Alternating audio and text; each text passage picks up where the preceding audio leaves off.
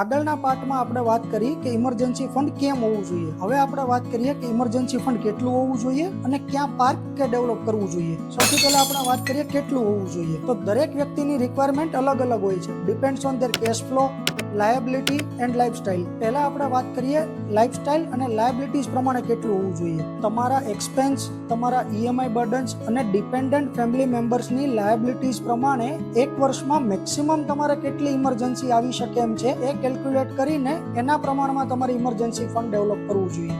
બીજા કેસમાં આપણે વાત કરીએ કેશ ફ્લોસ પ્રમાણે. તો સિમ્પલ ટર્મ્સમાં જો તમારી income job oriented, stable and steady હોય તો 6 મહિનાના કેશ ફ્લો પ્રમાણે, અથવા તો જો તમારી ઇન્કમ કોઈ ફ્રીલેન્સર કે બિઝનેસ ઓનરની જેમ વોલેટાઇલ અને ઇરેગ્યુલર હોય તો 1 વર્ષના કેશ ફ્લો પ્રમાણે. એ રીતે તમારે તમારું ઇમરજન્સી ફંડ ડિફાઇન કરવું જોઈએ અને તૈયાર કરવું જોઈએ. હવે વાત કરીએ આપણે ઇમરજન્સી ફંડ પાર્ક ક્યાં કરવું જોઈએ અથવા તો ડેવલપ ક્યાં કરવું જોઈએ. તો ઇમરજન્સી ફંડને સેવિંગ એકાઉન્ટ્સ કે એફડીઝમાં રાખવાને બદલે આર્બિટ્રાજ ફંડમાં જો રાખીએ તો એક બેસ્ટ ઓપ્શન બની શકે એમ છે. જ્યાંથી તમને 6 થી 7.5% જેટલું લિનિયર એક્સપેક્ટેડ રિટર્ન પણ મળી શકે છે અને લિક્વિડિટી તેમજ ઇક્વિટી ટેક્સેશનનો બેનિફિટ પણ મળી શકે એમ છે. તો શું તમારી પાસે પૂરતા પ્રમાણમાં ઇમરજન્સી ફંડ રેડી છે?